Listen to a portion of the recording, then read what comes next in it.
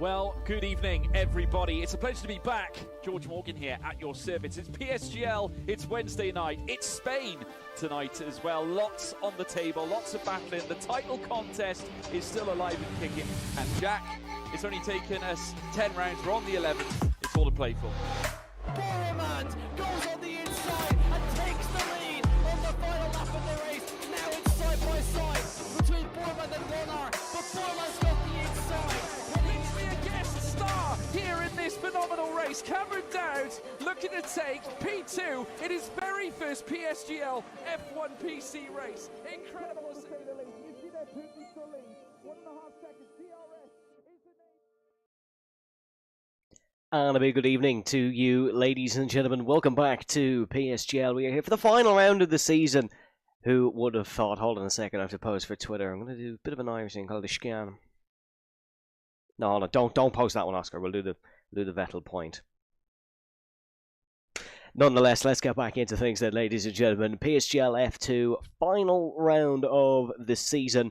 We crowned a champion last week. We have the constructors all summed up as well. But that doesn't mean we're not in for an absolute cracking race. We have a couple of new drivers here this evening coming up from F4. Coming up from PCF5, Mr. Jensen Randall is back in an F2 seat.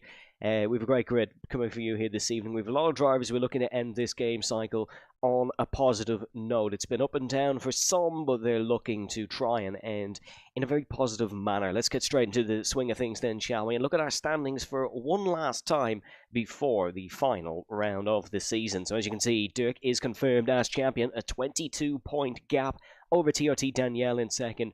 Dirk, of course, phenomenal last week in Interlagos. Taking second place, could have been the win really, depending on his day. Danielle in second, Hazara third in the standings, 54 points. He's kind of in a bit of a middle ground here this evening, with Facilo in fourth. Then Fede, of course, still in fifth, despite only doing the first 5 rounds of the season, which goes to show how impressive his tenure was in this championship. Phil only a point behind, so Phil will be looking to not just get Fede, but get Facilo as well. Only a 4-point deficit between those two. Then IRT Devon in 7th, he's also in that battle. So a real intriguing battle here between Facilo, Phil and Devon. We'll be keeping our eyes on that throughout the evening. Then it's Thomas Govers in 8th. He's looking to try and take a second win of the season. He won in Austria. Can he win in Austin? Well, we will wait and see. Francesco Lago then in 9th with Dara in 10th. Dara, not too sure if he's going to be racing here this evening. Hasn't been here in a few rounds. Was very promising when he did drive, but unfortunately the Irishman just hasn't been here for a few weeks. Jamie then, of course, was promoted as well. Diogo Silva then 12th. Then it's Will Murdoch, Rayhan and Rafal running at the top 15. Then it's Teles in 16th, Johan 17th, Giovanni, Giaquita and Dam E. Arno. An interesting grid really here for this evening, or an interesting run through in the standings. Of course, we've got 15 drivers here for this evening's action, so definitely a sizable number for a season finale with, let's call a spade, not too much on the line. So we should still have a fabulous evening here in Austin, Texas. Before we do head trackside for qualifying, let's take a brief look at the racing circuit here this evening.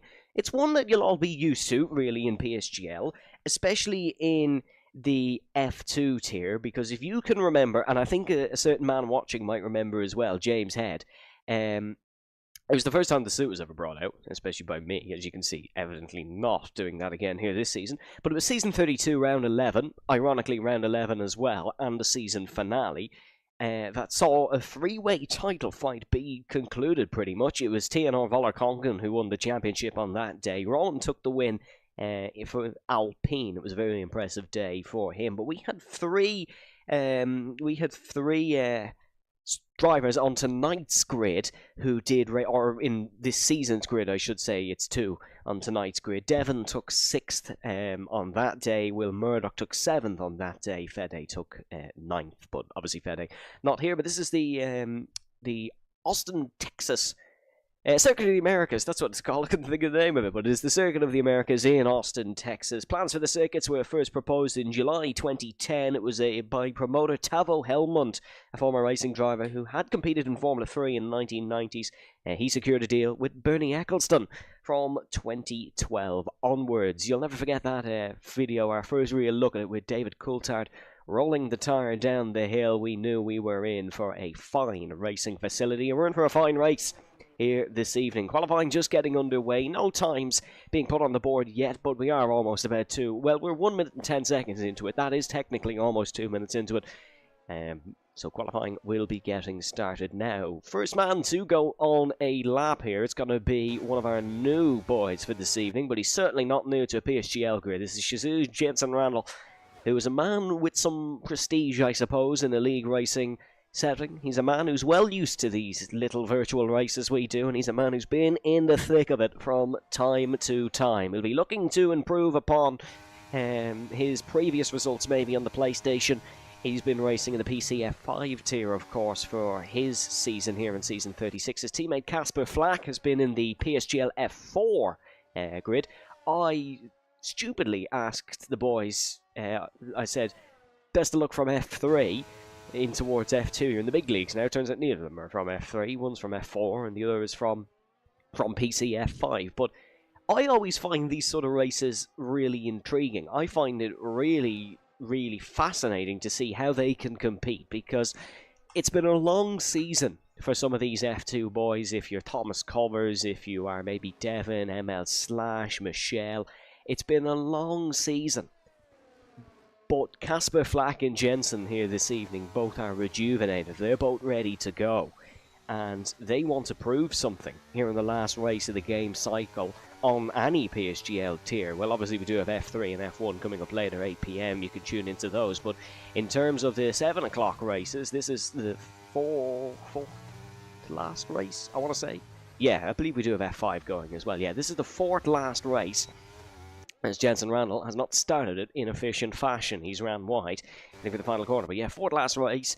They want to prove something and want to show, you know what, Big C, I deserve the big tiers. There goes Thomas Covers to the top, 0.001 separating them two. I know it looks dead evens, but there will be a little bit of a difference there, because Thomas was the man to go ahead. First couple of cars certainly coming around now. Here is Giovanni. He goes to the top. Would be absolutely astounding to see Giovanni take a great result here this evening. He's a man who probably deserves it as well. Could have certainly won in Zandvoort at his home Grand Prix. ML Slash has somehow not invalidated that time. Definitely deserved to. Jumps up to 5th. I imagine that might be investigated by the PSGL stewards if that did turn out to be a pole time, but it didn't, so I imagine he'll be okay. Here's Devon, all squiggly out of the final corner. The Alpine will jump just ahead of his teammate ML Slash. Not the best final sector for either of those, really. Kilcree returning to the grid here this evening.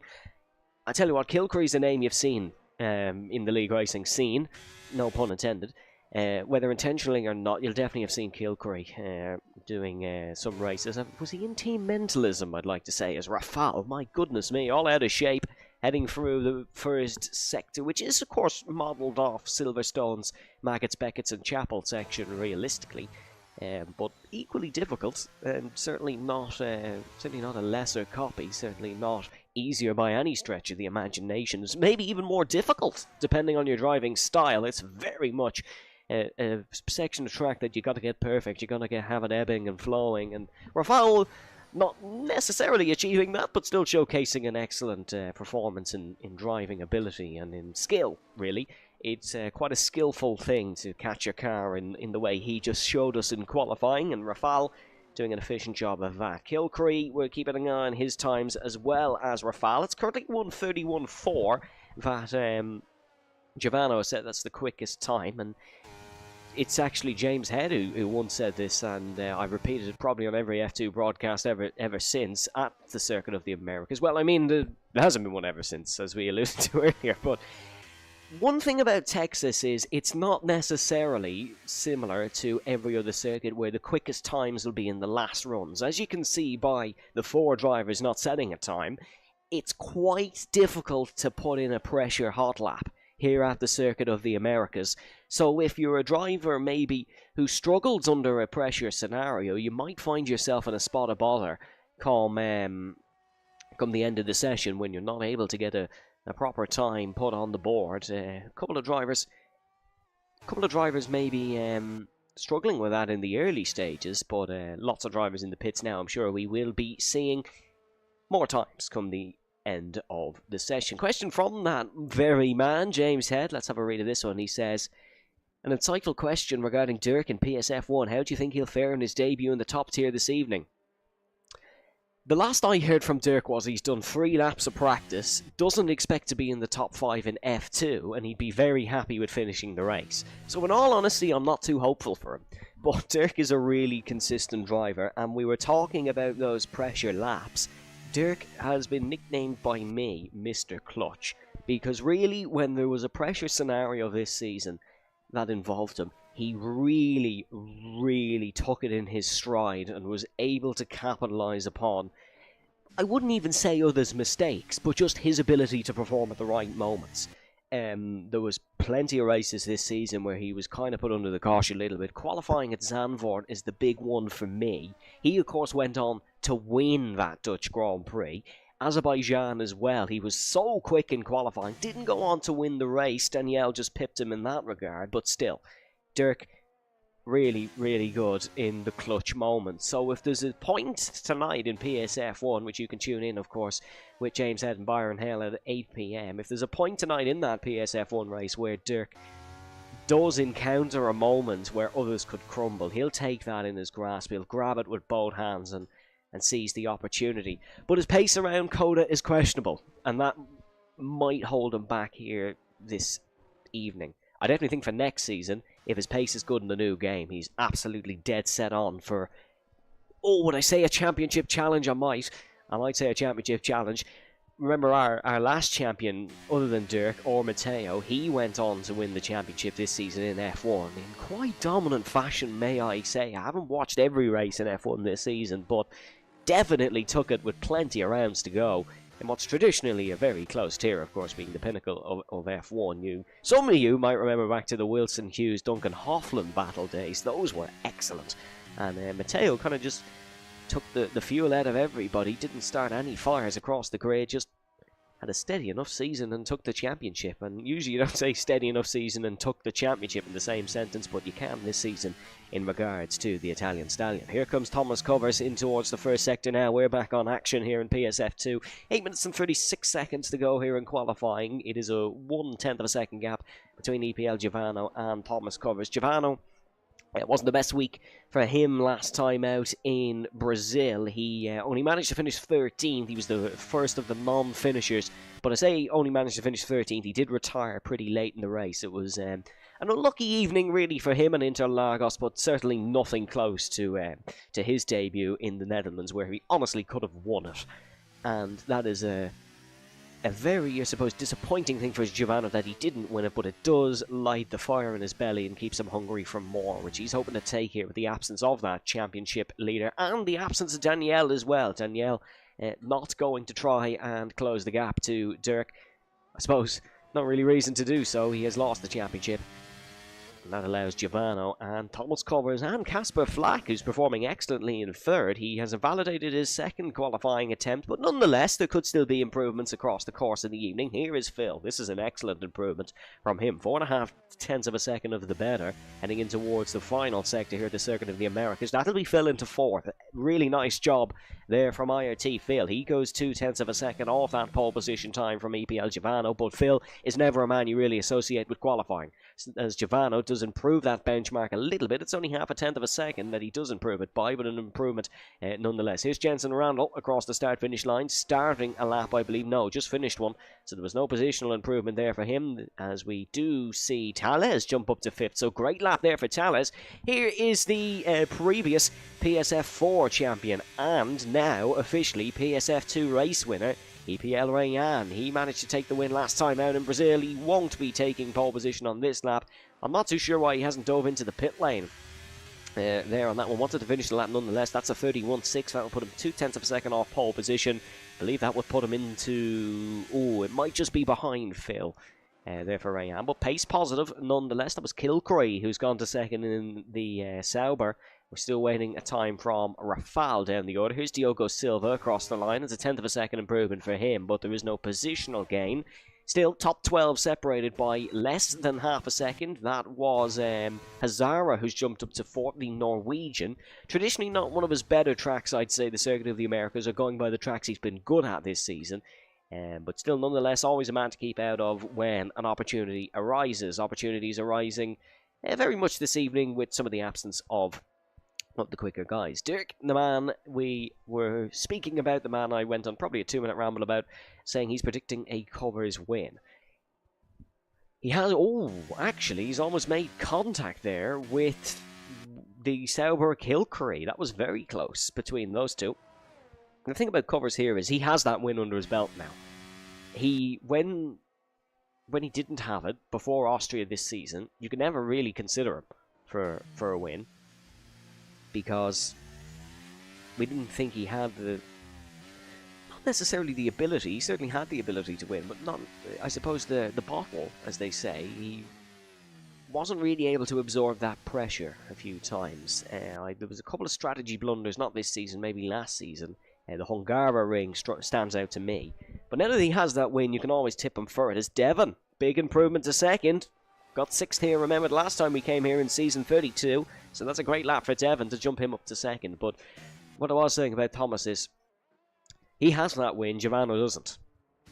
So you can always consider him to spring a surprise here, as he's going to go on his hot lap now. Let's run you through it with Thomas covers up towards turn number 1. It is a very large incline, second largest on the Formula 1 calendar, just behind Eau Rouge, just ahead of up towards turn 3 at the Red Bull Ring. Then you want to hit this curb, absolutely flat out through this section of track, but you've got to pick your line perfectly for these S's, sweeping in and out and in, and then just hook it round here. You've got to be patient on that one, because you can turn in too early and pick yourself up a lap time invalidation. This next one, you go down the gears and straight back up the gears for the traction. 5th gear through there for Thomas Covers is particularly a peculiar one, but still, he's nailed the traction in there nonetheless. Then you're braking for this left-hander. You can get on the power here a lot earlier than you think, but going it a couple of seconds too early, and you might find yourself round in towards that left-hand wall. Then we are almost entering the heavens down the straight here. This is the longest flat-out section on the circuit. It's just over a kilometre, 1,090 metres to be precise, and you're braking for the left-hander. You can cut a little bit on the inside there, I should say. Then there's a double apex right in towards a double apex left. You avoid that left apex, and you avoid the the right apex, I should say. The second right and then the first left, you avoid those two, and you hook into the left-hand side. Then there's the triple right-hander. This one is this one's based off the triple downhill left at Istanbul Park, turn number 8. Then it's a flick quick through 19 down towards turn number 20. Oh, that's a painful one for Thomas Covers, who invalidates his hot lap at a very tricky corner. That's a bit of a sickener for him. He will get out for another attempt, but that was looking like a good lap nonetheless. Oh, that's a Red Bull straight out in front of him. Rafal enters the pit lane as well. He's gone to 5th. So Giovanni really tipped for pole here. Doesn't necessarily need to find an improvement, but certainly just for a comfort factor, he might want to do that. He has his teammate Kilcurry in front of him, but remember, Kilcurry is stand-in, so might not necessarily play the team game, as you can see. Yep, just letting Giovanni through here in qualifying. As Dirk saying Giovanni deserves a pole and a win. I agree wholeheartedly. That Zandvoort performance was really impressive. He did finish 5th on the day. It was points on debut, but could have genuinely been a win or a podium on debut. That Zandvoort race did see Dirk beat Facilo, beat Francesco Lago. It was a great race, Zandvoort. Ironically, it was a solo commentary as well, which I don't really know why I'm mentioning it so much, but definitely does deserve one. We're in towards a shootout for pole. There's 2 minutes to go here at the Circuit of the Americas, and I tell you what, I think we're going to have a little bit of a barnstorming end to this qualifying session, because Giovanni, yes, he has all the cards in hand, but very easy to make a mistake around here, as we've seen, as we literally just see Michel do. He's invalidated his lap, but Giovanni could easily make a mistake, especially he's a young lad. He's not a man with a lot of F2 experience. You wouldn't think it. Certainly a mature head on young shoulders. But it'll be really intriguing to see, can he provide the goods here tonight. Thomas Covers back out on circuit as well after his pre-quali blunder. Rafal out on circuit as well. First man to go on the time here, I believe, is going to be Jensen Randall. Rayan is on a lap as well. You can always keep an eye on Rayan for a surprise in qualifying. He took pole for the Austrian Grand Prix. Remember, that was the one Covers won. And if we're tipping Covers for a win here tonight, there's no reason why we don't tip last week's race winner, EPL Rayan. In towards the SS section now goes the Haas Formula 1 driver. And Haas have had a bit of a better season than expected, maybe, in the constructor standings there in the 8th, but it was a sort of an inconsistent lineup, maybe, for the most part of the season. Tala is not turning up a few rounds, but they've 2 drivers here tonight, and they definitely could get back within the placings above them. Oh, very nice through there for Rayan. Very smooth indeed on the exit of turn number 11, down towards turn number 12, through the speed trap. And braking for that left-hander. Your braking very important. A difficult braking zone to spot.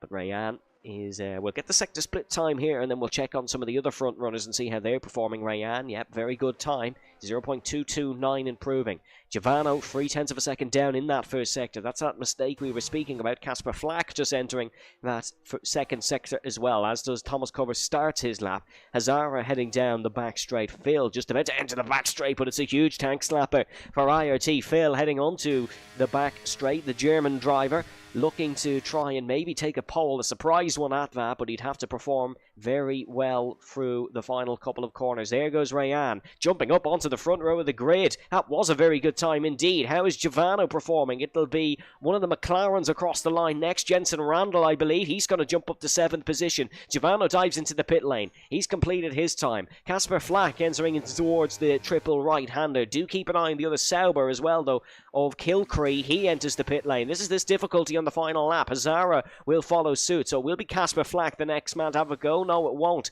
He pulls into the pit lane. Thomas Covers down on his first sector. We'll see what is his second sector any better. Rafal has invalidated his lap. Big jump there for IRT. Phil, who goes to 3rd in the Red Bull. What about Devon on his time? Devon is tracking extremely well. Keep an eye here on IRT Devon. There could definitely be a pole position lap in this man's back pocket. Thomas Covers is just ahead of him here in the AlphaTauri. He'd love to take pole this season. Hasn't taken one this season. And he'd really love... He took 2 last season. He'd really love to... not better that, but certainly get closer to it. Rounding through the final corners comes Thomas Covers in the AlphaTauri. He's going to jump up to 3rd. Can Devon take pole from 5th on the grid here across the line? Oh, it's a brilliant pole lap from IRT Devon. 1:31.365. Devon takes it here at the final race of the season. He was the tipped favourite for pole at Australia.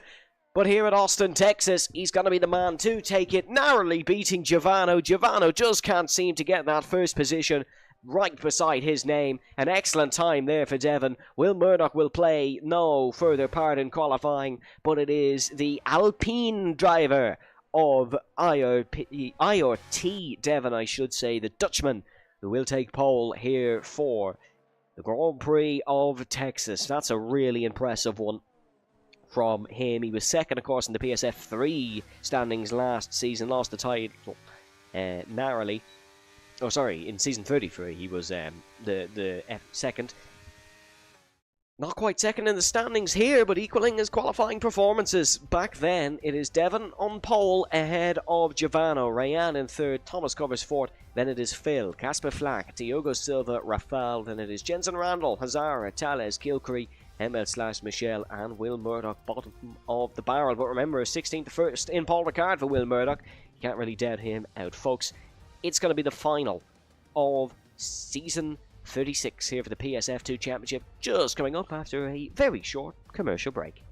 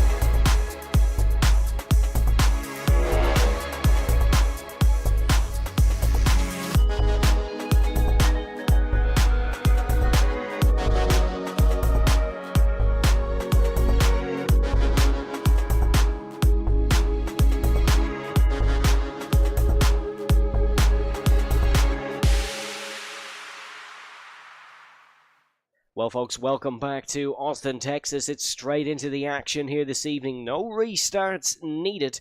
who will follow in OP Rowan's footsteps of taking a PSGL F2 win here at the Circuit of the Americas. It was an Alpine who won that day. It's an Alpine who starts on pole here. Let me know your predictions for the race winner in the stream chat below. I would love to hear your guys' thoughts. But this should be a very exciting one. We've had a fabulous season, I think it's safe to say, here in Season 36. Let's round it off in style as we head onto the grid here in Austin. It is Devon who starts on pole as we go racing for the final time in Season 36 here in the United States of America. That's a great start for Devon heading in towards turn number 1. There's going to be a bit of a dive from the McLaren in the background here. That's going to be Casper Flack who's trying to go the long way around the outside, but there's no avenue of approach there for him. It's a terrible start for EPL Giovanno, who's stuck behind his esports teammate in the former Rayan in towards the SS section. They sweep left and sweep right, and we're all safely through the first complex of corners. That is Michelle who's losing a space to Will Murdoch there in the background. The AlphaTauri was fairly slow off the first corner and didn't get the best run in towards the first left and right handers. Down towards turn number 11 for the first time. Devon has got a great getaway here, but he's got to manage everything from this point onwards. Starting on the hard tyres, he's got to manage his battery and got to make sure everything is A-OK on his regard while not being overtaken by this man, Rayan. We know he doesn't like to sit about, he doesn't like to hang about, wants to get into the race lead as soon as possible and work his way from there. Thomas Cover's going to go for a lunge down the inside of his fellow Dutch native EPL Giovanno. He started on the medium compounded tyres, trying something different, is the one-time F2 race winner as Hazara losing some spots. Hazara's onto the grass. He's gone adventuring on the exit of turn number 13. Bit of a nudge maybe from one of the cars in that little gaggle. They were very close for comfort, and now we see Hazara diving down the inside of ML Slash. Alpine the bread in the grid sandwich. It's Devon who leads. ML Slash down in 15th. It's a mixed bag that we've almost come accustomed to in terms of the Alpine team so far this season. Remember last season they didn't necessarily win a race. They'd love to change that here today. Fastest lap of the race for Devon, of course, because he leads the opening lap of this Grand Prix. He would love to just cement himself in a strong championship position. He's not won a race this season. He has taken 2 podiums, including one last time out at Interlagos. He'd love to go potentially 2 steps better, even 1 step better, he might take it. He's got a fast-flying Thomas Covers very slowly behind. Remember, it was Rayan and Thomas who fought for their first race wins. That's a big mistake from Rayan, and that's going to lead straight into Thomas Covers. He's driven straight into the scene of the accident, and the AlphaTauri was caught out by the early braking Rayan. Rayan had a slide mid-corner, heading in towards turn number 7. He had a slide, the rear stepped out, he stood on the brakes, and Thomas Covers was not eager to anticipate it, and hits the back of him, spins round. Heartbreaking for the only man to start on 1 step softer a compound. Thomas Covers is down the back of this grid. He's going to need some safety car luck, some virtual safety car luck potentially. A few incidents throughout the field if he wants to try take his second win of the season, but honestly it does not look likely after that moment. The second lap of proceedings. I'm not too sure if he has picked up damage or whether he can still continue on in this stint. Everything looking okay from a visual perspective. But if anything, folks, you've learned not to trust Codemasters, so we don't really know how that car is. Doesn't look wounded through the corners, genuinely seems stable, genuinely seems okay. Let's have a look through here. This corner will tell us anything if there's damage on this car. No, he's still pinned, he's still kept it foot to the floor, and he's still relatively not steering too much. In towards that complex, though. The car is okay. His ego potentially not. His race position definitely not, as DRS will be enabled for the first time in this race. Rayan looking to capitalise on that as we ride on board, heading through the S's.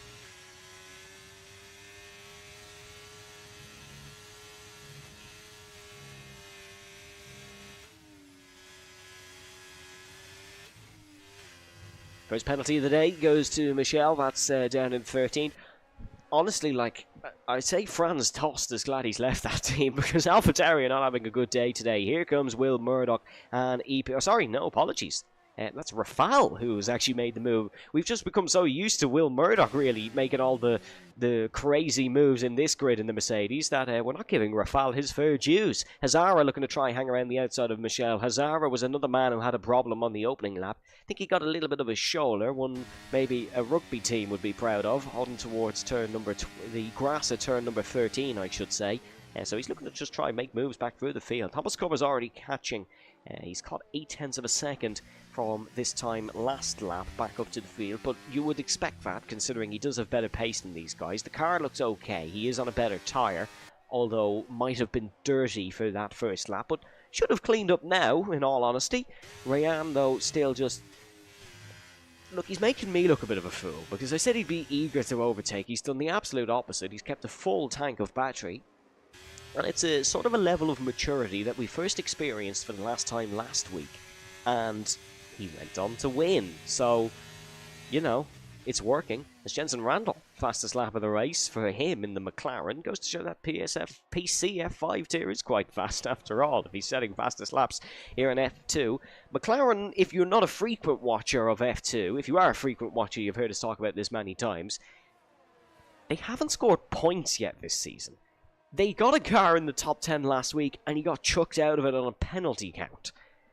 So, if it was Casper Flack and Jensen Randall to take a double point, something that Max von der Geest and Marcus Costa haven't achieved even once on their own this season, that bodes really well to the admin team of PSGL that maybe these guys are quick. Now, I know it's obviously not realistic car performance, but there is some voodoo that has been cast upon the McLaren team here in F2. But this is going to be Rayan, not looking for this one in towards turn number 12. You can see by the way he pointed the trajectory of the car. If he was going to go down the inside and brake late, he would have taken the Alpine off the track, because he wasn't fully committing to that overtake. You could clearly see he was just going to lift behind and stay behind. He's just getting the benefit right now. He can save his battery. He's getting a bit of DRS down the 1 kilometre straight, down the not so 1 kilometre straight up the hill. He can save a bit of fuel if he feels that necessary, which a lot of these guys do. Some of these guys would underfuel the car. Not something you see as common as maybe in F1 2017 days, but some of the drivers do underfuel the car, expecting some safety cars. So he can just save that. He can save his tyres. There's no worries for Rayan right now. It's easy like a Monday evening, as the song doesn't go. But Giovanni in third spot, driving very well, I have to say. He's coping with this scenario nicely. Maybe not something he's used to in some of the lower tiers. They're usually a little bit more chaotic, but he's controlling it nice from the front. Here comes Rafal, who's just lost the spot to Hazara. As you can just see there, the Norwegian's way better through the corners. Rafal, I'm not sure if it's a consequence of dirty air or a car setup or just an ill-timed skill issue, but Hazara is way more planted through the corners. Definitely better through that S section. And Rafal struggling due to that. Will there be a move in towards turn number 12? If I was Rayan, I'd be getting slightly impatient, but there's no signs of that on board his car. I would have thought that he would have the better pace here, but no, evidently not. Just plans on staying behind Devon. He could come a cropper to Giovanni soon enough. As I'm not sure what the superiority of Rayan to Giovanni would be in EPL, but considering Giovanni is only a young lad, I'd imagine he's not too high up the ranks just yet. By high up the ranks, I mean regarded as the next Max Verstappen of EPL. So I'm not sure if he'll do something rash or stupid to get past his esports teammate. If it was somebody else, he might, but I think he's doing a steady job for now. Coming on towards the 6th lap of proceedings then, if you're just joining us, it's season 36, F2, final round of the season. Big thanks for joining us. My name's Evan Dalton. We're having a very good waffle so far this one, because there's not a lot of on-track action in terms of overtakes. Maybe if your name is Hazara, because you're starting to close in on Will Murdoch. Will not making up as many spaces as he usually would in a race starter, like we saw on Paul Ricard. But he did try something completely different in Paul Ricard, hence why he made up the almost 16 places, or 11 spots, sorry, from 16 on the opening lap. Lap 6 of 28 then, starting on the hard tyres. I'd almost expect a 50-50 split in terms of strategy. I believe we do have a few engineers or dare I say more knowledgeable people than me in the stream chat who would know about strategy.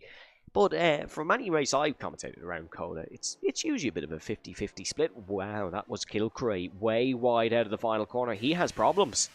He has some car trouble, or potentially hardware trouble.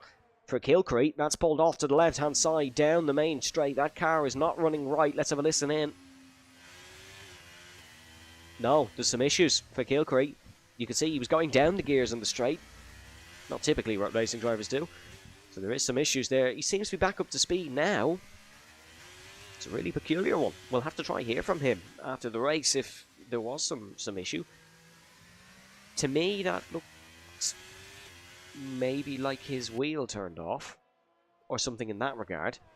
But he got out of the way really, really well, and certainly it won't do his sportsmanship rating no harm because got out of everyone's way. But nonetheless, bit of a problem there for Kilcree as he does enter into the pit lane. Will this be a retirement?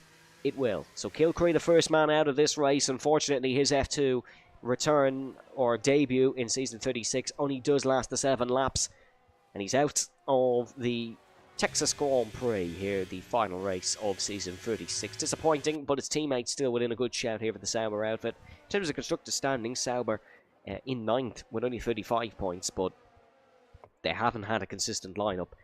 To start the season, they did have CPI Luke in that car. He bowed out pretty quickly, and then it was sort of reserves in and out, whereas Giovanni has been in the last couple of rounds, very steady from him. So it makes a bit of a difference for the Sauber team. That yellow flag you're seeing is just for Kilcree. We'll try and get some confirmation on what the issue was, because yeah, clearly a big issue there for Kilcree to take him out of the race. Very close there as we're on board with Giovanni to the Haas. I think you got to give your hats off to Giovanni really here, though. He's running a solid race for such a young lad. 13 years of age is EPL Giovanni. It's a high level to be at that young. Please don't look up any clips of when I was league racing at 13. I certainly wasn't in an F2. I believe I went for a 2-car move in F2 cars down the inside in towards the final corner at Canada. Didn't get penalised for it either, which was scary. But Giovanni was certainly better than I was at 13 years of age. Certainly better than a lot of these guys were at 13 years of age. He is looking to be the next Cameron Dowds, the next prodigy, as it's honestly a weekly occurrence that I get a notification on an F2 stream. As there is Diogo Silva down the inside of Phil. He's looking to try and get the move done. That's going to be Phil to get the traction out of the corner, though. The Portuguese man not able to capitalise on the Red Bull. It's Phil ahead of Diogo Silva in the battle for fourth. They got to keep with this front train, though, if you want a chance of the race win. 9/10 of a second separating Phil and Giovanni. Got to keep it cool. Got to keep with him. And got to basically stay within that 1 second. Keep yourself in the DRS. It's a DRS train race, this one. It's not as chaotic as maybe season 32, which I can't believe was 4 seasons ago. That's madness. But it's not as bizarre as there. Fun facts. You're listening to a season 32 champion. I think I've got it in every race this season. We're going to click up... Oh, actually, I thought that was a first sign of annoyance maybe for Rayan. We're going to click up the telemetry briefly, and you can see the battery significantly worse on Devon's car than it is on Rayan's car. Here's your positional change. So it is Will Murdoch, the Murdoch mover, who is up 6 spots in towards 9th from a poor qualifying. He qualified in last. And he's doing a good job up to 9th in towards the points paying places. Remember, he ended a 3-year win drought this season. It's a season of fairy tales, is what I've been saying. Will we get one more here this evening? Not entirely sure as of now, but certainly Devon would feel that he is in love with a fairy tale. That line would have been way better for Hazara, because that was a Norwegian Eurovision winner song. Hazara is Norwegian. I apologise. There was a joke there that has been missed. Rayan currently in second. I thought that he's getting a little bit impatient. Evidently is getting a little bit of impatient. There was an inkling of a move in towards that first corner. He wasn't able to capitalise on it. That might hamper him in the battle with Giovanni. Top 3, still the top 3 from... Rayan got ahead of Giovanni on the race start. But they have been in the next... No way Cameron's father is watching after I made a Cameron Dowds reference. Big shout out to Cameron's family. As, yeah, he would love to be the next Cameron Dowds, but genuinely Cameron Dowds is one of the most obscene talents I've ever seen. When you drop me into the PSF 5 commentary, Macca's, is that a move from Rayan? No, just pulling out a line to get his braking. When you drop me into a PSF 5 commentary and you just see, I think it was my second season of F5. Who won my first season of F5? It was a bit of a random gamer tag that I think he's retired from racing now. I I'll think of it. But when you drop me into the second season, and then you see Cameron Dowds, who was just literally, he tore up the competition, is the only way I can describe it. And then I think I was told he was 12 or something like that. He absolutely tore up the competition. It wasn't even close that season, if I do remember correctly. Yeah, Giovanno's looking to be the next Cameron Dowds. Bit of a move out of line there for Casper Flack. He's maybe feeling some pressure from the Brazilian of Tales behind. Tales not racing too far from home, just north maybe of Brazil here in Austin, Texas. Last time out in Brazil for Tales. Well, he didn't race, did he? So he couldn't get a great result in Brazil. Would look for a strong result here this evening in terms of a championship position for Tales. He currently sits the highest, not the highest in the Haas runners. Rayan is the highest in the Haas runners. Tales is 16th with 16 points. So it's not ideal really for the Haasman, who came 13th last season. It is a downgrade in his championship position, which it doesn't look good for the tier placers. You never want to downgrade, obviously, your championship position. As here we go. First move for the race lead comes on the 10th lap of proceedings here in Austin, Texas. Both Haas cars looking for moves. That is Rayan, who's ahead of Devon. He's got the job done fairly simply. Literally was just utilising the straight line speed advantage that he has had probably since the start of this race. Tales trying to fish it around the outside of Casper Flack. No move on there. Casper Flack with a very efficient defensive performance. There's a late lunge from Tales. Little bit of door-to-door racing there between those two, and there's another nudge on the exit. Casper Flack, he might be a bit of a new kid on the block making his debut today, but he is not taking that from Tales. He will not move aside. He will not allow Tales through. Casper Flack 6th, Tales 7th, but more importantly, Rayan, your new race leader.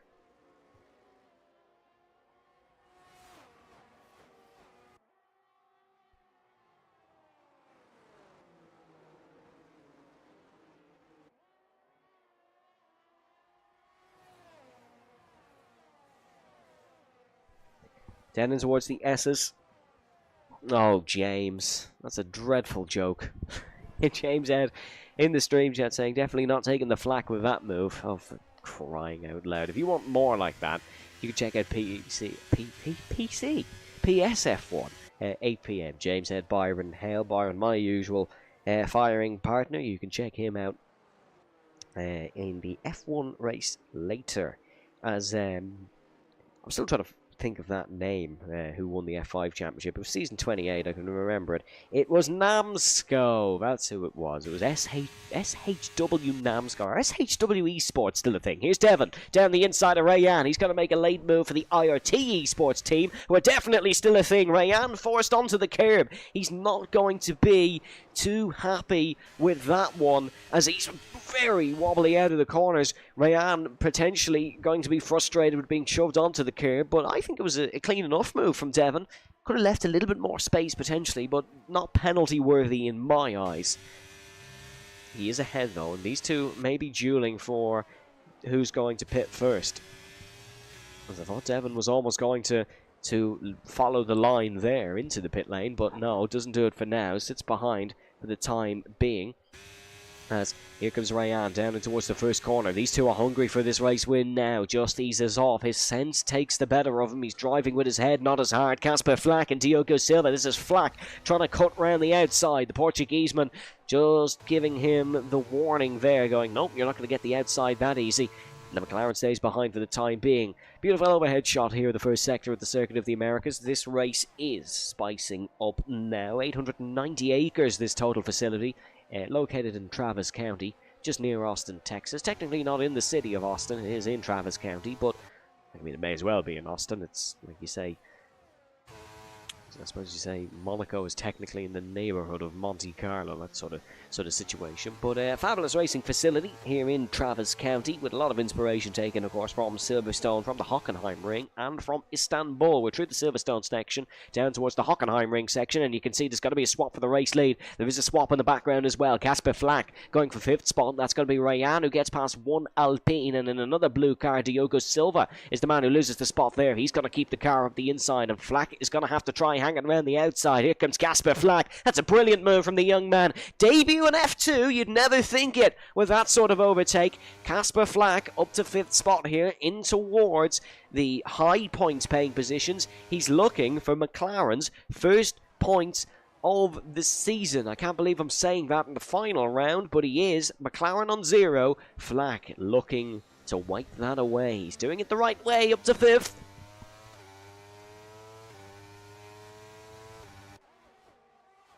DRS wide open for the pair of them. Is Diogo going to try and lunge it back down the inside? No, he doesn't. I thought Will Murdoch might have been going for it on Jensen. I would love to have access to a load of statistics for Jensen like I do for Will Murdoch, because I reckon this is one of the most experienced F2/PSGL battles of all time. Some disappointing news if you're a Will Murdoch fan. He will no longer be continuing F1 sim racing. As of the new game cycle, he won't make it 14 seasons in the F2 Championship. He's still by far the most experienced we've ever had and potentially ever will. Will the F2 series even last long enough for any of these guys to get 13 seasons? We'll have to wait and see. But lap 13 out of 28, 15 laps to go. Devon looking to try and get past Rayan. He's really on the battery button now. Going to soar past the Haas in towards turn number 12. But Rayan is going to try and nudge him off the circuit here. It is repaying the favour, says Rayan. But the Alpine is going to keep his car here. The Haas forced to the outside. The American team on American soil will not get the American way of barging their way through. In very NASCAR style, Rayan has been defended effectively. Devon stays ahead for the time being. 3/10 the gap. This one is not over yet. I think this one could be very much decided in the pit cycle. I wonder will any of them stay on potentially for a set of the soft compounded tyres. Nobody diving into the left-hand side there. Got to be very careful of pit lane cutting penalties as well there on the left. Oh, we do see a few in. Diogo Silva is in, as is Will Murdoch. They're going to go for the mediums.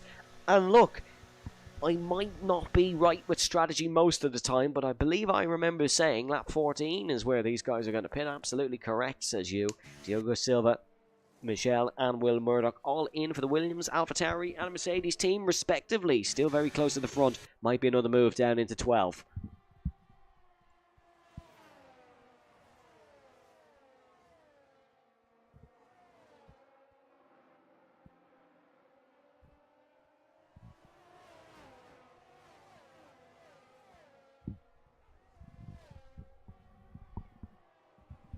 No move from Rayan in towards turn number 11, but turn number 12 is where these guys have gone for the moves.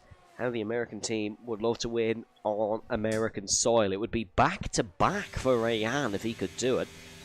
A lot of American F1 history, of course. Not only the 23 venues that they've had, but some very experienced drivers as well. We've had a few Americans from time to time in the F2 Championship, but in terms of Formula 1, it was Eddie Cheever who with the most starts, actually, 132. They've had a couple of world champions in the form of Mario Andretti, who I believe won did he win an F1 World Championship? No, he didn't win an F1 World Championship, I don't think. Certainly won an IndyCar Championship, as we see Devon in. As we see Rayan and Giovanni stay out. Let's see where Devon comes out in relation to those who pit earlier, because they'll be the undercutters. That'll be a real indication. I imagine Devon will still be ahead, but it's just to see how close that gap is. There's more in as well. Phil, Rafal, Casper Flack all into the pit lane. They're going for the medium tyres to the end. The mediums were very quick, we saw on board with Thomas Covers, as here comes Will Murdoch and Diogo Silva up the hill. I tell you what, this is going to be a lot closer than you think. Diogo Silva and Will Murdoch. Will Murdoch with the up and under. That is an excellent move. Devon has been sent to the shops on the exit of turn number 1. Will Murdoch up and under, the best overtaker of the season, proving why he has that title, because Will Murdoch is ahead of IRT Devon. Devon was leading this race. There's now 2 cars in front of him.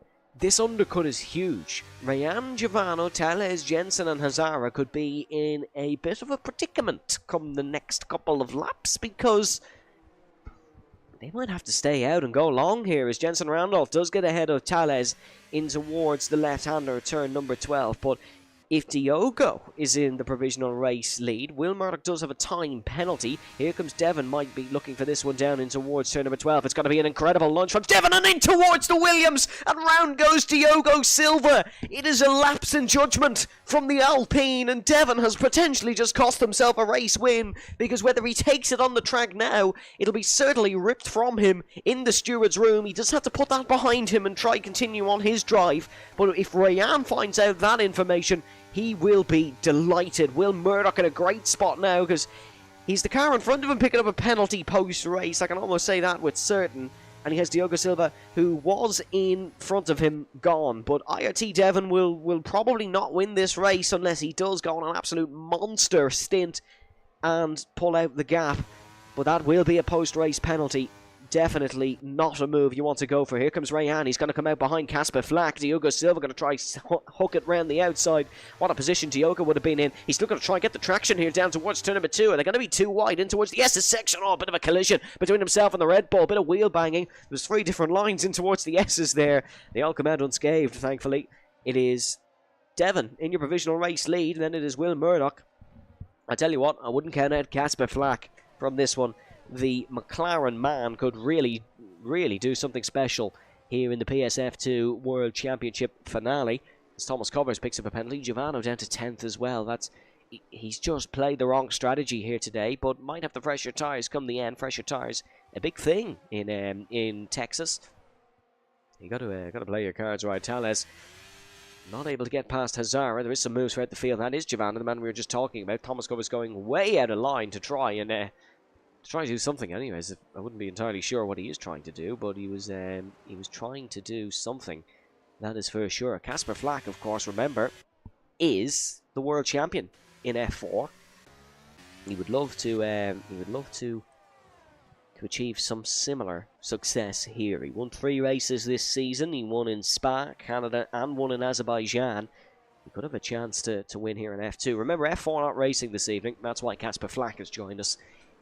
But I tell you what, if he can compete like this in F2 now, there's no reason he can't compete every week next season, potentially. I know we're missing a few of the quicker guys, such as Dirk, who'll be racing in F1 in about 9 minutes' time. As Giovanni does get past Diogo Silva. Is Diogo going to try and dive it up the inside? No.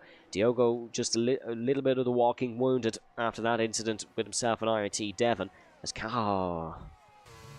I've commentated cursed Casper Flack, haven't I? That is going to be a 3-second time penalty for multiple warnings that he receives. I'm very sorry, Casper. That is not ideal from me. That puts Rayan in a great position to go back-to-back here. Remember, if you're just joining us, IRT Devon certainly under investigation. He did spin round Diogo Silva, and I would almost say with full confidence that he will pick up a penalty. That's Rayan diving down the inside of Casper Flack. Rayan could go back-to-back here in Texas. Lap 17 out of 28. The Haas doing a phenomenal job down towards the left-hander. Will Murdoch is going to be kicking himself for that penalty, because it could have been another 15/16 place gain race win if he just didn't pick up a 3-second time penalty. But there's a lot of penalties around the field, so it's not like he's in for a bad result. Casper Flack has one. He's not going to be the only one. Hazara, as of right now, I would say, is going for a set of the softs. Oh, might be a bit early. Might be just a tad bit early for the Norwegian. I thought he might have stayed out a couple more laps, maybe make it 9 or 8 laps to the end as Phil picks up a free as well. That puts Will in an even better position. He's going to go for the mediums, is Hazara. Remember, Devon, although doesn't have a penalty on your screen, will potentially have it stripped from him post-race. Giovanni with a move up the inside of IRT Phil there. Phil tried the switcheroo, but Giovanni, just ultimate commitment in towards the first corner from the young lad. He fears nothing, and that is very evident here in this grid. Will Murdoch, however, now the burden of Rayan's race, because Will's crafty, Will's racy. Will stay in front of Rayan? That is the question. Because Rayan Tucking into the slipstream, burning the battery in sort of a peculiar place. He's going to try and lunge it down the inside. Is Rayan here? He's going to try pull out all the stops against a man who's done that time and time again this season. Rayan going for the move in towards turn number 11. Didn't fancy battle of the brakes down towards 12. He will pick up the DRS as well. It's a very smart approach from Rayan, but wheels on the battery, button tucked into the slipstream, and they'll be side by side. Nip and tuck into the braking of turn number 12. Rayan has been forced out onto the curb many a time here today. He will continue on towards that white asphalt, almost camouflage for a MoneyGram Haas F1 car, but there's still 2x2 in towards the double apex left. William Murdoch stays ahead for the time being. Giovanni is put straight back into play in this race because of this, and remember, he's a man on 2-lap quicker tyres than Will Murdoch. This is truly exceptional racing between these two. Giovanni could certainly get involved as well. That move in towards turn number 11 didn't work out for Rayan, but it could work out in a couple of laps' time. Devon 0.8 of a second ahead. Definitely the man with the quickest pace here today, but he's really hurt himself by hitting Diogo Silva round at turn number 12 while trying to overtake a handful of laps ago. Hazara gets past Thomas Covers on the very alternative strategies. Thomas on 7-lap old hard, just driving for pride almost at this point. Doesn't look like there'll be a point scoring race unless we do get a safety car in a couple of laps' time. A big hello to Kilcree, who's just joined us in the chat. The only retirement from this race so far seemed to have some sort of an issue on the exit of turn number 11.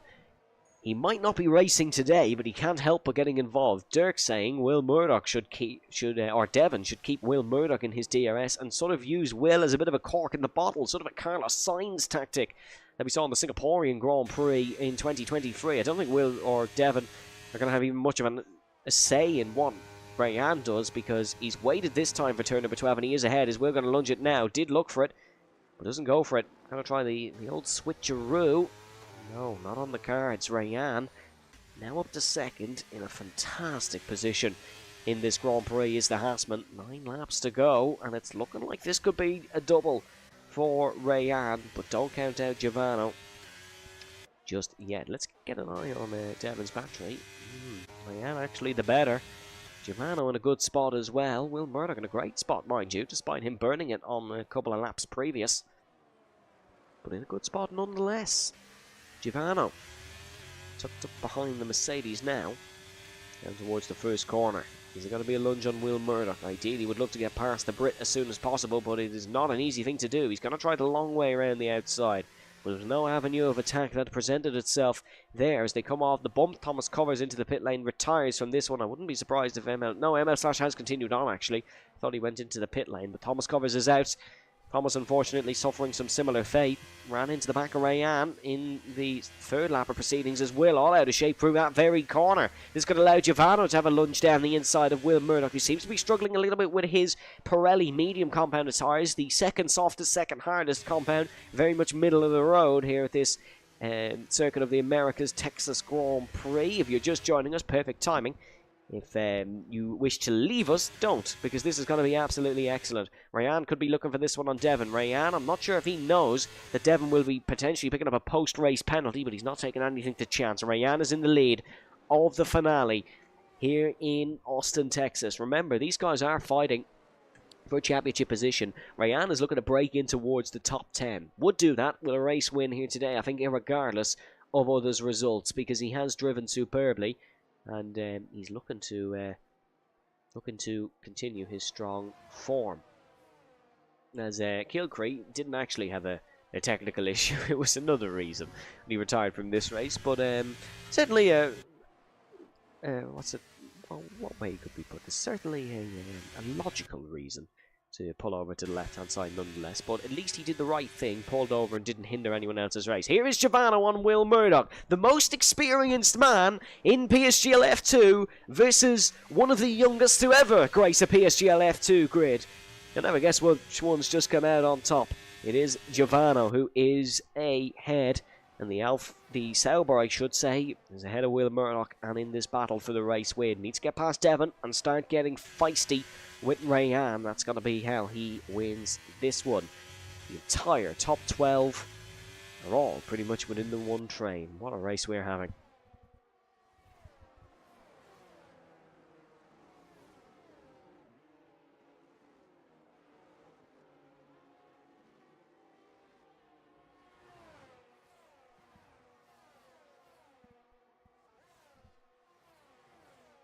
Bit of a move maybe from Casper Flack in the background. Will Murdoch has lost 2 positions on the 1 lap. That is the McLaren man ahead now. So Flack continuing his good race ahead of Murdoch in towards the right-hander.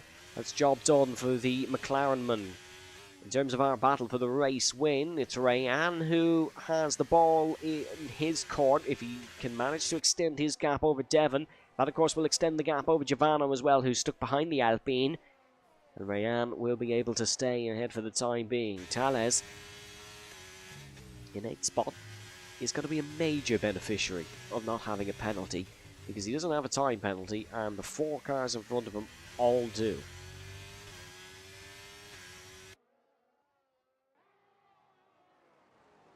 So he will be able to get ahead. Giovanni.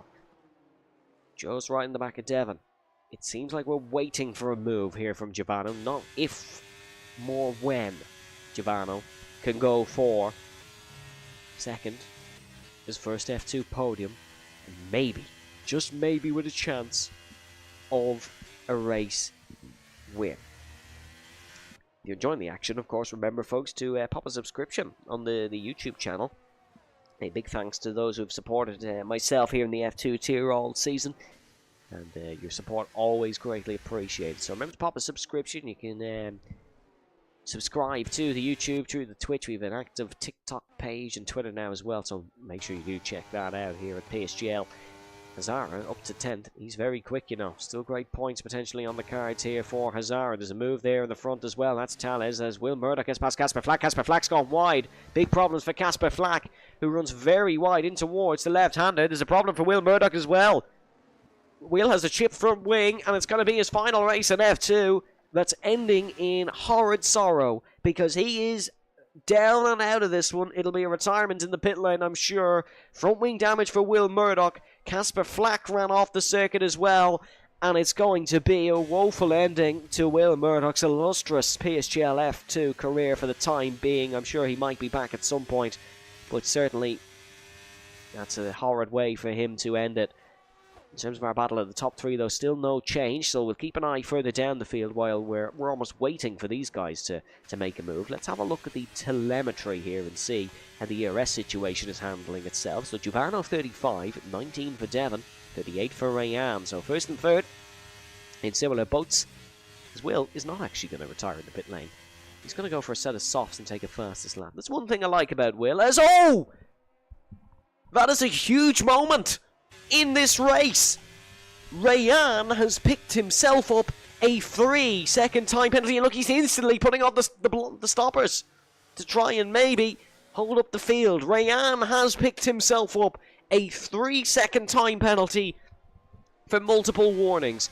Devon might be picking himself up a post-race penalty for that incident with Diogo Silva. Of course, we can't make any verdicts on Devon's incident until the stewards have their say. So if Devon was to cross the line in first position, he would theoretically be the race winner. Casper Flack and Tales now side by side. The brilliant Brazilian looking to try and make a move here on the newcomer, as he's going to have a dive down the inside. We've seen this once before. Casper Flack's telegraphed that perfectly. He's almost made a mockery of Tales with his traction out of that corner.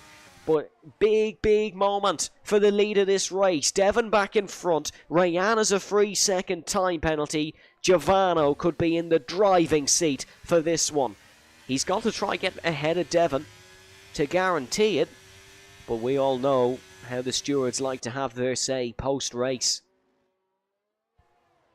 As we do see Tales now get ahead of Casper Flack in towards the first corner. Keep an eye on the Norwegian of Hazara as well. No penalties. Currently catching up to both the McLarens. The McLarens would just look to finish in the points, I think, because they haven't done that once this season. Not Casper Flack and Jensen Randall. It was Max van der Gies and Marcus Costa who were in the McLaren for the season tenure. But still, a good result for Casper and Jensen would bode nicely for maybe a return to this tier next season, pace dependent. And of course, from the new set of evaluations, is Giovanni going to try lunge down the inside? No, he needs to get past Rayan ASAP. He is on quicker tyres than Devon, not than Rayan. Was 10th, of course, in this race. He does need to get past the Haas, or hope that the Haas still fights this one and still thinks he's a chance of the race win. Could get that warning removed on penalties, and look at him staying behind. That's so risky when you've a train of cars right behind you with 4 laps to go. Very, very risky indeed from Rayan, but we saw the risks he was willing to take, picked himself up a penalty, won the race late in Interlagos last week. Could win the race late here if Giovanni was to pick up a penalty, if Devon was to pick up a penalty.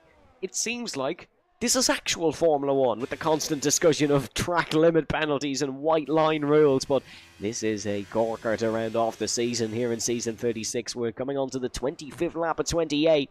That's very much undecided.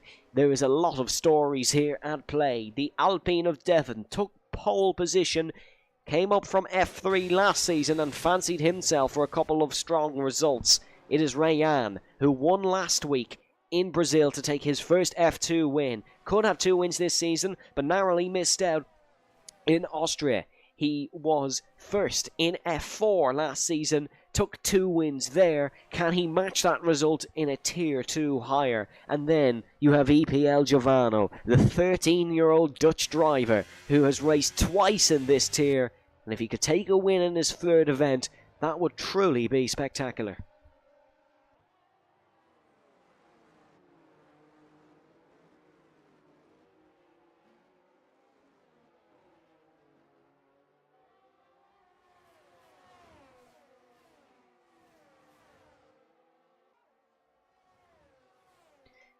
Rayan looking like he wants to make the move down towards turn number 12, but can't do it just yet.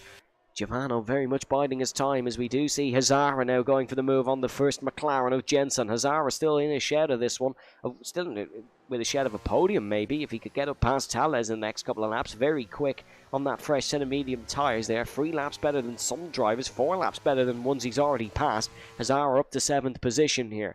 Remember, it was last couple of laps and penalties that decided the F2 title back in season 32, a race won by an Alpine. Devon might have a penalty. No, oh no! It's another controversial moment in PSF2, and this one might truly be heartbreaking. Giovanni is disconnected from the race session, 3 laps from a potential first F2 podium. There's no man on planet Earth that will find that one comforting. Giovanni has had an absolute horrid time in terms of luck in late race. And all you can see is the Sauber falling slowly down the order. Giovanni, in what looked like it was going to be a win post Stewart's verdicts, he'll have nothing to show for this. That really is a horrid moment, and that goes to show why we run the races, really. It was all but confirmed for him. He just needed to hope the stewards were harsh on Devon, and they almost certainly will be. Now look who that puts into play. The man who has been outperformed by his teammate time and time again this season. The man who's currently 16th in the championship, hasn't taken a podium to his name. He's now in position for the race win. Dives down the inside, nudges Phil in proceedings, up to 3rd spot. I wonder is Tales aware of the potential implications for Devon after this one. Remember, we will still call Devon the race winner if he does win this one out on track, because it is not our place to decide incidents. That is the steward's role, and quite frankly, I want no part in it. As Devon still in the race lead for now. We're lapping about 2.5 seconds off. Oh, Giovanni's AI's pit as well, so it won't even be points for the young man. That really is just sickening for him. I wonder what Rayan will do here. Can he maybe get in front of Devon, start backing up Devon for his teammate, or will the team game be played by the Haas outfit? They're currently 8th in the constructors standings. They've AlphaTauri in front of them, who are only scoring 2 points here today. Then they've Alpine a couple of points in front of them. They've a car in front of them on the racing circuit. Wow, this is controversial. And this one's going to go down to the last lap, I feel. Last season, if you remember, there was a last lap shootout. I think it was 3 or 4 cars in Bahrain. It was really interesting. We're going to get something interesting here today. Here comes Rayan. Is he going to go for the race lead? No, he's waiting for the last lap. He obviously thinks that he can get that penalty removed, potentially. Is his teammate going to go for a move? Tales starting to get impatient. Tales, remember, mostly associated as a brilliant wet weather driver. He's looking to try round out the season. There's 2 American cars. versus one French automobile here, duking it out at the Circuit of the Americas. Phil and Hazara side by side. Hazara looking to try and make the move. What an opportunity he has here for a podium if he wants to try get past Phil. Rounding through turn number 19 for the second final time of not just this race, of not just this season, of this game cycle. F1 23 has provided us nigh on everything, highs and lows, fantastic moments and controversy. What can it provide for one final time? Ryan isn't able to go for the race lead just yet. He doesn't feel it's the right place to do so, as we do see Phil really out of shape heading through turn number 1. It was a big tank slapper that he's had, not for the first time today. The two McLarens now trying to fight through. Jensen Randall not able to make the move that Casper Flack was. Flack up to 5th, still keeping an eye on the top 3. Remember, the situation as it stands, Devon very much under investigation for an incident that occurred in this race about halfway through it on the 15th lap. Rayan, currently with a 3-second time penalty, which would send him behind his teammate. Tales has only won 2 races, only 2 podiums in the last 2 seasons. We're on to the 1 kilometre back straight, 1.09 to be precise. This is the moment where the race will be decided. In towards turn number 12, Devon defensive approach. Rayan leads it in towards the right-hander. Can Tales sneak up the inside as well? This is a big move for Tales. This is a crucial moment for him. This could decide the race win. He's got to be committed. You've nothing else to lose now, says the Brazilian, and he's going to lunge it down the inside. Tales for all the glory. They're going to be side by side out of turn number 18 in towards the triple right-hander. Tales just falls behind. It might be a dive in towards the final corner. Rayan is home almost, but he does have that penalty. How brave is Tales going to be on the brakes? Is he going to go for broke? He broke as late as humanly possible. Devon will win the final race of the season. An asterisk placed beside it, but what a final lap that has truly given us. Tales will come home in second. Hazara, with an obscure strategy, was 14th many a time ago.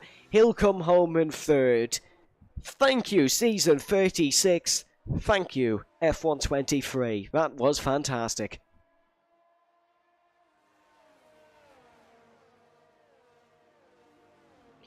Really exciting battle there between Devon, between Tales and between Rayan. Something tells me Rayan might do the double and get that penalty removed, because he was very comfortable at that point, wasn't he? Really and truly. I think that was Giovanno's win today. I do feel very sorry for poor Giovanno. He will be back stronger than ever, because he really is a wonderful young talent, and he really is a man to cherish. For the future. But folks, it's time for Devon to stand on a podium. Whether it lasts or not, that's another thing, but here is your podium from the Texas Grand Prix.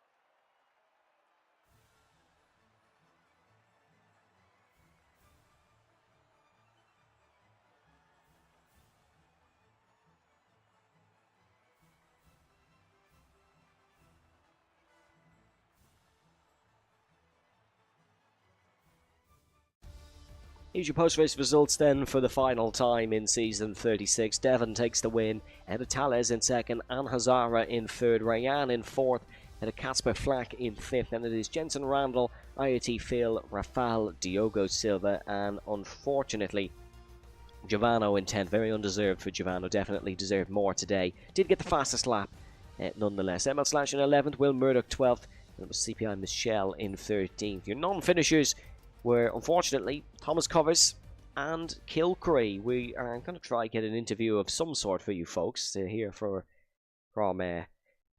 someone. But really, what a fantastic race. Let me know your thoughts in the stream chat if you're still watching. Of what you think of the season. as we will try secure an interview with you. Now, it was a great race today, I think.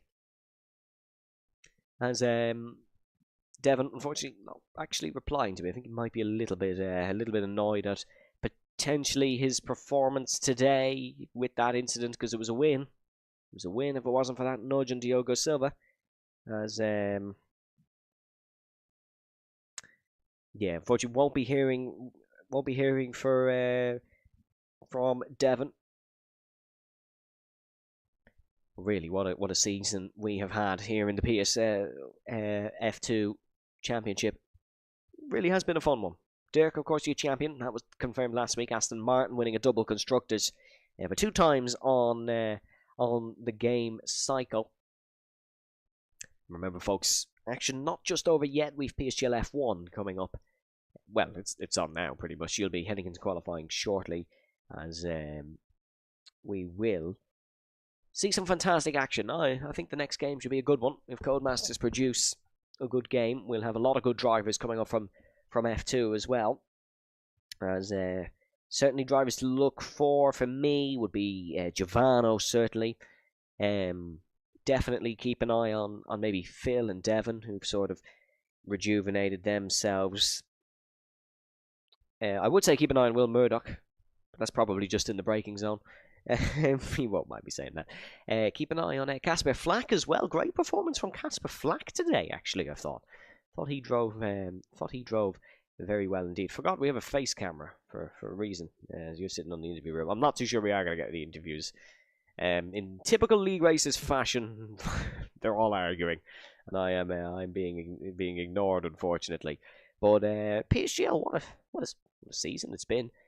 This is also, I think, the first time I've completed a season in the one championship, whether through absence or whether through promotion.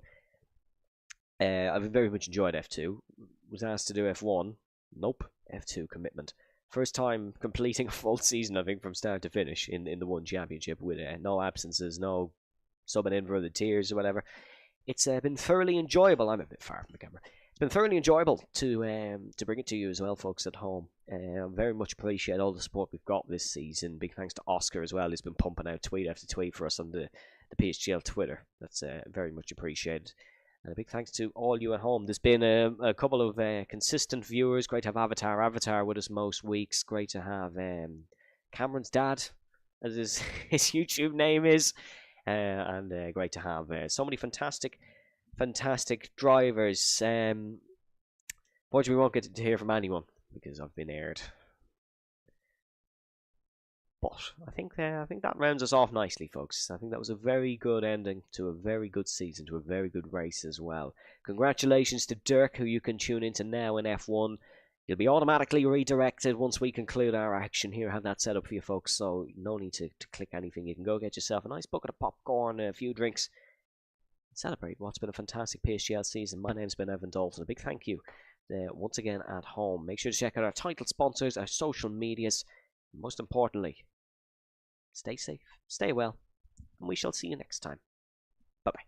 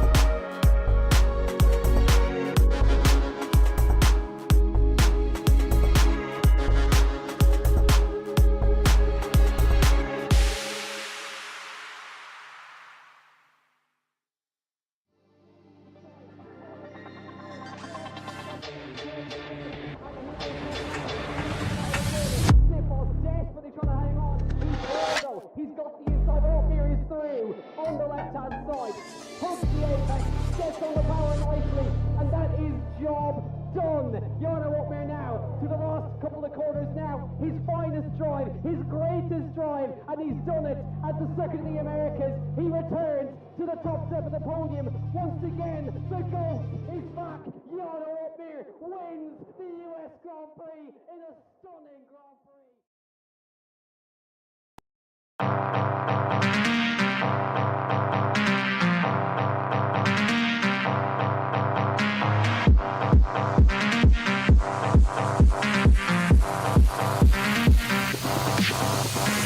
Cocaine in my nose, there got rose in my